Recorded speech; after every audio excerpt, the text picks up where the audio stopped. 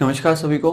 Computer for quant channel के अंदर एक बार फिर से आप सभी का हार्दिक स्वागत है। मैं हूं राजेश बड़ाया और आज हम कंप्यूटर का इंट्रोडक्शन देखेंगे। ठीक है, और जो भी हमारे स्टूडेंट्स हैं पटवार एग्ज़ाम की तैयारी कर रहे हैं या राजस्थान पुलिस कांस्टेबल की या आईए एग्ज़ाम की तैयारी कर रहे हैं तो वो मेरे साथ बने रह सकते हैं, क्योंकि ये सारे बेसिक्स हैं और किसी न किसी एग्ज़ाम में ज़रूर आते हैं।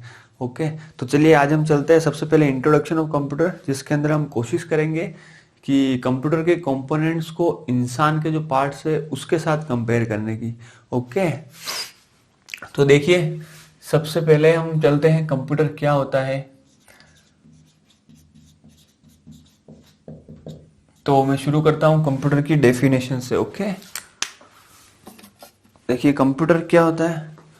यह एक इलेक्ट्रॉनिक डिवाइस है। यह एक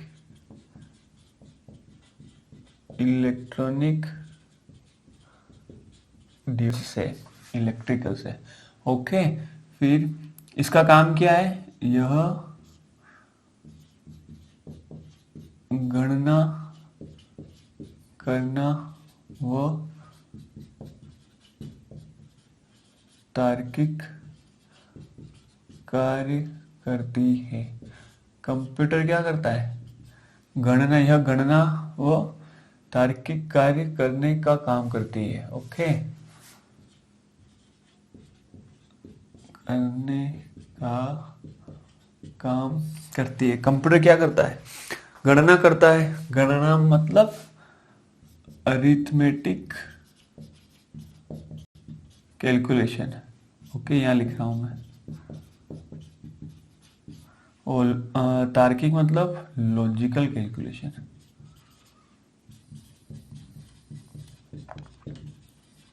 कंप्यूटर क्या करता है, अरिथमेटिक कैलकुलेशन और लॉजिकल कैलकुलेशन करता है।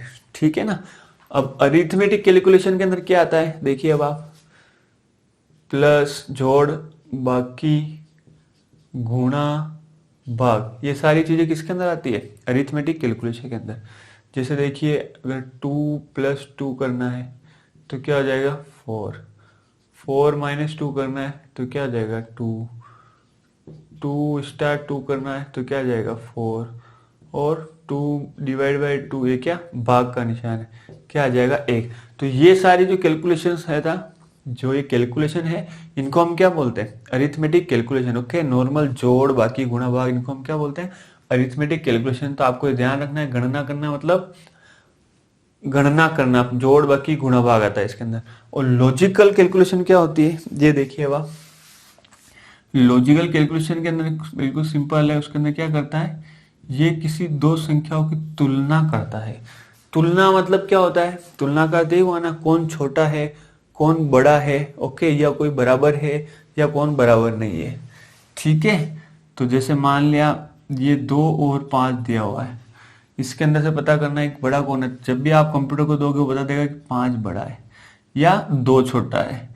क्या 2 और 5 दोनों बराबर है, 2 और 5 बराबर है क्या, नहीं। क्या 1 और 1 बराबर है, हाँ, यस। तो ये जो तुलना करने का काम क्या है, 2 को 5 से तुलना की है, फिर 2 की 5 से तुलना की है, 1 की 1 से तुलना की है। ये तुलना करने का काम कौन करता है, कंप्यूटर। और इस काम को हम क्या बोलते हैं, तार्किक कार्य। बहुत ही इंपॉर्टेंट रोल होता है तार्किक कार्य का। जब हम आगे बड़े डिटेल में पढ़ेंगे लॉजिक सर्किट्स, वहां पे इसका काफी इंपॉर्टेंट रोल होता है। ओके, तो अब देखिए ये हो गई आपकी कंप्यूटर की डेफिनेशन, या आप बोल सकते हैं परिभाषा। अब देखिए कंप्यूटर जो शब्द है उसकी उत्पत्ति कहाँ से हुई है, वो आया कहाँ से है। ठीक है, कंप्यूटर जो शब्द है उसका ओरिजिन कहाँ से हुआ है, तो देखिए वो हुआ है कंप्यूटर। और ये कंप्यूटर शब्द कहाँ से आया, लैटिन भाषा से। ठीक है, ध्यान रखना, इंपॉर्टेंट क्वेश्चन है, कई बार एग्जाम के अंदर आ चुका है। कंप्यूटर शब्द किस शब्द से आया, कंप्यूटर से। और कंप्यूटर किस भाषा का शब्द है, लैटिन भाषा का। ओके, और इसी प्रकार एक और है, वो है कंप्यूट। क्या है, कंप्यूट। और ये कंप्यूट शब्द कौन सी भाषा का है, इंग्लिश भाषा का। ठीक है, कंप्यूट शब्द कौन सी भाषा का है, इंग्लिश भाषा का। ठीक है ना। और इन दोनों शब्द का अर्थ क्या होता है? गणना करना, गणना करना। तो देखिए कंप्यूटर जो नाम है उसके अंदर ही छुपा हुआ कंप्यूटर मीन्स कंप्यूटर, कंप्यूट यानी कंप्यूटर, ये देखिए बीच में आ रहा है कंप्यूट, इसका मतलब कंप्यूटर क्या है? एक गणना करने वाली डिवाइस। वह डिवाइस जो गणना करने का कार्य करती है, वह डिवाइस या वह मशीन जो गणना करने का कार्य करती है, साथ साथ तार्किक कार्य करने का भी काम करते हैं, उसे हम क्या करते हैं? उसे हम क्या बोलते हैं? कंप्यूटर। ठीक है ना। चलिए अब हम आगे चलते हैं इसके अंदर।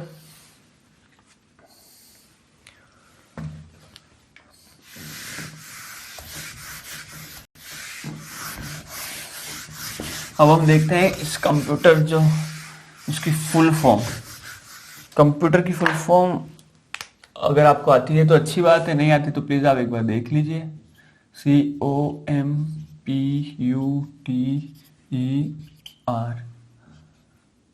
सी का अर्थ है कॉमनली ऑपरेटेड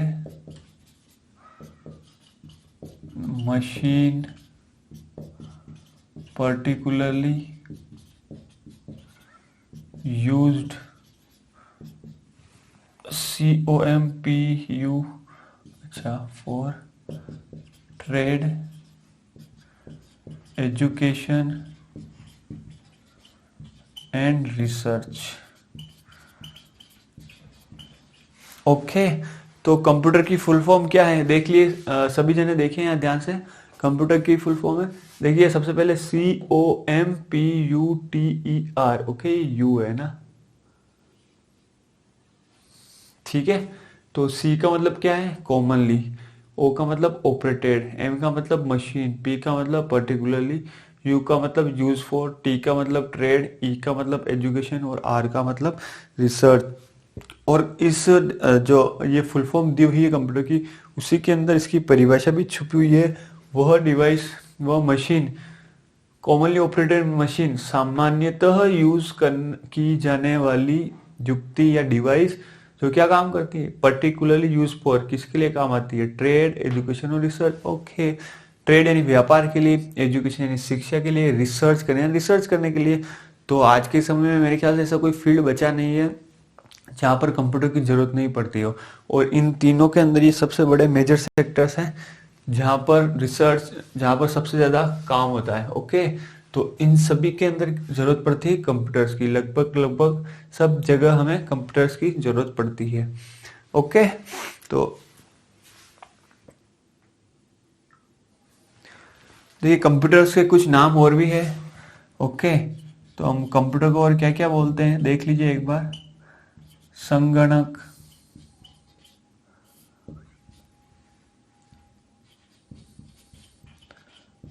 परिकलक और अभिकलित।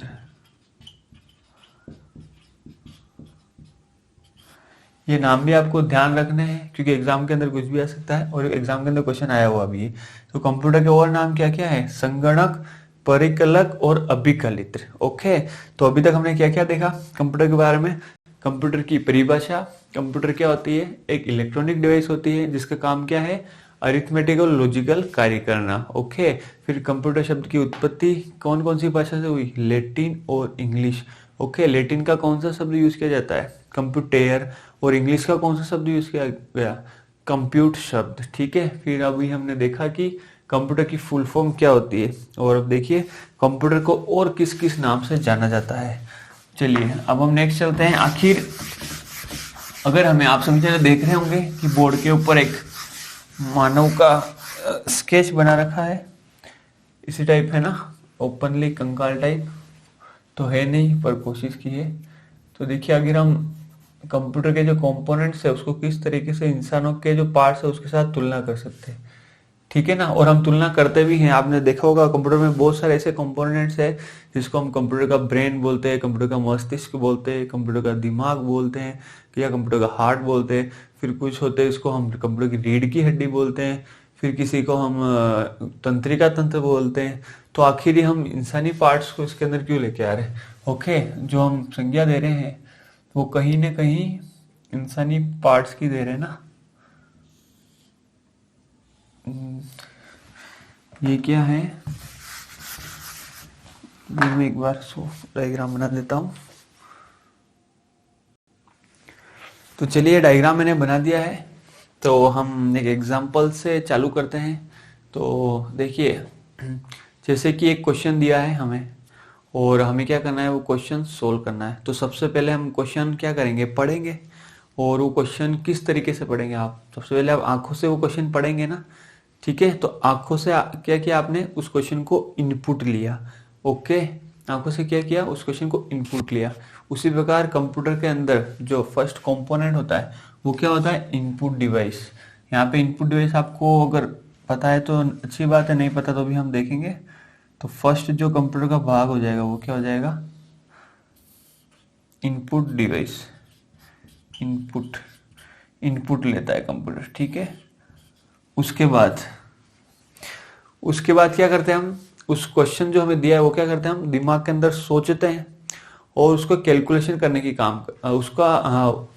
उसके ऊपर कैलकुलेशन करने की कोशिश करते हैं ना कि भाई इसका आंसर आ जाए किसी भी तरीके से। या अगर हमें आंसर आता है तो हमने कहीं ना कहीं उस क्वेश्चन को प्रोसेस किया, दिमाग के अंदर सोचा, तभी उसका हमें आउटपुट निकल के आया। तो उसके बाद क्या करते हैं, हम प्रोसेस करते हैं मतलब हम उसको अपने दिमाग के अंदर सोचते हैं। तो कंप्यूटर की नेक्स्ट जो इकाई हो गई, यूनिट हो गई, वो क्या हो गई, सीपीयू, प्रोसेसिंग यूनिट। इसको आप बोल सकते हैं प्रोसेसिंग यूनिट, ठीक है। और उसके बाद देखिए, हमने उसको कैलकुलेट कर दिया और उसके बाद हमने क्या बताया, अपना आंसर बताया।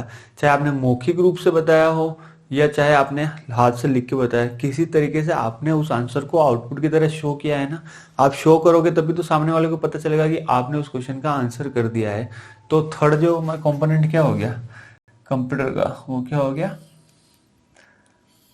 आउटपुट, ठीक है। फर्स्ट क्या हो गया, इनपुट। इनपुट जो हमने लिया, ओके, जो भी इनपुट कंप्यूटर लेता है उसको क्या करता है, फिर प्रोसेस करता है। देखिए तीर का निशान, वो कहाँ जाता है, प्रोसेसिंग यूनिट, और इसको हम बोलते हैं सेंट्रल प्रोसेसिंग यूनिट। सेंट्रल, इसकी शॉर्ट फॉर्म है सीपीयू। सेंट्रल मतलब इनपुट डिवाइस और आउटपुट डिवाइस दोनों के बीच में जो यूनिट आती है उसे हम बोलते हैं सेंट्रल प्रोसेसिंग यूनिट। वैसे है ये प्रोसेसिंग यूनिट है क्योंकि इसका हम यूज करते हैं इनपुट और आउटपुट दोनों के बीच में, इसीलिए हम बोलते हैं इसे सेंट्रल प्रोसेसिंग यूनिट। इसको आप सीपीयू बोलते हैं, ओके। और फिर क्वेश्चन को कंप्यूटर क्या करता है, एग्जीक्यूट करता है और रन कराता है। उसके बाद जो आउटपुट डिस्प्ले होता है, कौन सी यूनिट है वो, आउटपुट यूनिट, ओके ना।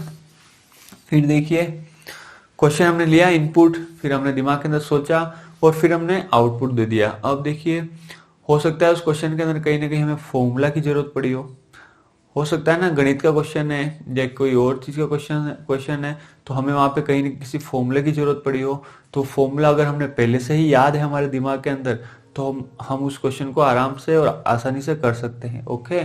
तो कहीं ना कहीं हमारे पास मेमोरी भी है। तो इसी प्रकार कंप्यूटर के पास भी चौथी जो इकाई होती है वो क्या होती है, मेमोरी, ओके। क्या होती है, मेमोरी।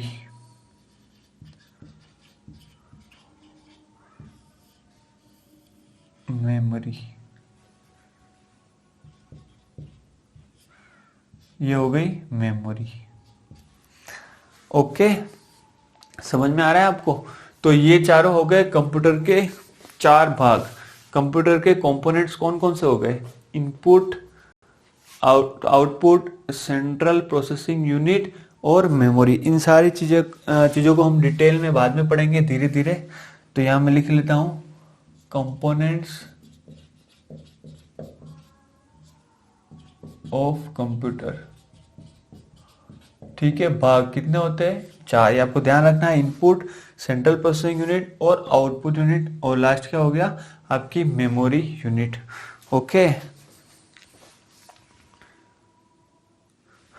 तो देखिए, अब हम देखते हैं कि कंप्यूटर के बहुत सारे पार्ट्स हैं जिसको हम कुछ न कुछ संज्ञा देते रहते हैं इंसानी जो पार्ट्स है उसके रूप में।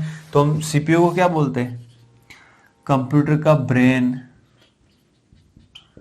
कंप्यूटर का दिमाग, कंप्यूटर का मस्तिष्क, ओके, तो ऐसा क्यों बोलते हैं? क्योंकि कंप्यूटर जो हमने बनाया है, कहीं ना कहीं इंसान के दिमाग के अंदर कहीं ना कहीं एक जो इमेज थी वो खुद की थी, कि हम जैसे कार्य करते हैं वैसी मैं एक कोई डिवाइस क्यों नहीं बनाऊं, वैसे मैं एक कोई साधन क्यों नहीं बनाऊं जो मेरे काम को कम कर दे। क्योंकि इंसानों को एक ही काम बार बार करना पसंद नहीं है। वो क्या चाहते हैं कि मैं ऐसी कोई युक्ति बना लूं, कोई डिवाइस बना लूं जो वो मेरा सारा काम ले ले। और आज के समय आप देख ही रहे हैं, रोबोट्स इसका सबसे अच्छा उदाहरण है। अब तो रोबोट्स को आर्टिफिशियल इंटेलिजेंस के थ्रू खुद की तरह सोचते हैं वैसा भी बनाना चाहते हैं। ओके, तो जैसे ये एग्जांपल है हमारा ब्रेन, दिमाग, मस्तिष्क। तो हम सीपीयू को क्या बोलते हैं? ब्रेन, दिमाग और मस्तिष्क। इसी प्रकार कंप्यूटर के और भी कंपोनेंट होते हैं। जैसे आपने ये सीपीयू कैबिनेट है। ओके, और इसके अंदर देखिए ये क्या है? मदरबोर्ड। Okay, motherboard. अब बताए मदरबोर्ड को क्या बोलते हैं? रीढ़ की हड्डी। ये आपको ध्यान रखना है, एग्जाम के अंदर क्वेश्चंस आते हैं। बैकबोन, वैसे हम ये सारी चीजें डिटेल के अंदर पढ़ेंगे, पर मैं कोशिश कर रहा हूँ कि हम इंसानी शरीर को कंप्यूटर के कंपोनेंट से कैसे तुलना कर सके। ओके, तो मदरबोर्ड को क्या बोलते हैं? रीढ़ की हड्डी। क्यों? क्योंकि हमारे शरीर का जो मेन स्ट्रक्चर है वो किसके ऊपर टिका हुआ है? पूरा पूरा रीढ़ की हड्डी। ऑब्वियसली बात है, रीढ़ की हड्डी सबसे इंपॉर्टेंट पार्ट है हमारे शरीर का, और उसके ऊपर पूरी बॉडी टिकी हुई है। उसी प्रकार जो सीपीयू है उसके अंदर जो मदरबोर्ड है उसके ऊपर ही सारी डिवाइसेस फैब्रिकेटेड होती है। चाहे रैम हो, आपका रोम हो, चाहे आपका माइक्रो प्रोसेसर हो, चाहे फैन हो, चाहे एसएमपीएस हो, ये सारी चीजें कहाँ लगी रहती है? मदरबोर्ड के ऊपर। ओके, उसी प्रकार सीपीयू जो बना होता है उसके अंदर एक पार्ट होता है वो कंट्रोल यूनिट। ठीक है, क्या होता है? Control unit. उसको हम क्या बोलते हैं? तंत्रिका तंत्र। तंत्रिका तंत्र की उपाधि दी गई है उसे, और आप इसको इंग्लिश में बोल सकते हैं नर्वस सिस्टम। ठीक है, जो कंट्रोल यूनिट है उसका काम क्या होता है? कंप्यूटर कंट्रोल यूनिट है, उसका काम क्या होता है? कंप्यूटर के जो भी जिस भी प्रकार के फंक्शंस हो रहे हैं कंप्यूटर के अंदर, ओके, बस इसका आना जाना, डाटा लेना, एड्रेस लाना, नहीं ले जाना, ये सारे कंट्रोल करने का काम कौन करता है? Control unit. ओके, और उसको किसकी संज्ञा दी हुई? तंत्रिका तंत्र या नर्वस सिस्टम की। ठीक है, तो देखिए हमारे जो शरीर के अंदर जो भी नर्व्स होती है वो क्या काम करती है? नर्वस सिस्टम का काम क्या होता है? हमारे शरीर की पूरी बॉडी को कंट्रोल करना, शरीर की मेटाबॉलिज्म रेट को कंट्रोल करना। शरीर में अगर कहीं आपको पता है कहीं आपने करंट के हाथ लगा लिया तो तुरंत आपका रिफ्लेक्स एक्शन आएगा। आप सबने पढ़ रखा होगा साइंस के अंदर, कहीं हाथ लगा लिया तुरंत रिफ्लेक्स एक्शन आएगा और हाथ आप पीछे खींच लेंगे। या अगर आपने गर्म पानी के अंदर हाथ डाल लिया तो आप हाथ वापस पीछे खींच लेंगे, बिना सोचे समझे, बिना दिमाग के पास सिग्नल गए हुए आप क्या कर लेंगे? उसको पुल कर लेंगे। तो इसी प्रकार कंप्यूटर के अंदर भी होता है। अगर ऐसा कोई इंसिडेंट हो जाता है, ओके, या कोई फेलियर अगर होता है तो सडन जो एक्शन ली जाते हैं वो कौन लेता है? Control unit. और इसके अलावा भी कंप्यूटर के बहुत सारे कार्य हैं, मेमोरी मैनेजमेंट या डेटा को लेके आना, फेच करना, इन सबको कंट्रोल करना, ये काम किसका है? कंट्रोल यूनिट, जो अपने आप में सीपीयू का एक पार्ट है। ठीक है ना? ओके, आई थिंक मेरे ख्याल से मैंने आपको इंसानी शरीर के साथ इसको कंपेयर करने की कोशिश की है, तो आपको समझ में आया। तो अगर आपको अच्छा लगा तो प्लीज़ लाइक करें, शेयर करें और सब्सक्राइब करें। नेक्स्ट वीडियो के अंदर हम और भी टॉपिक्स पढ़ेंगे। Okay, thank you.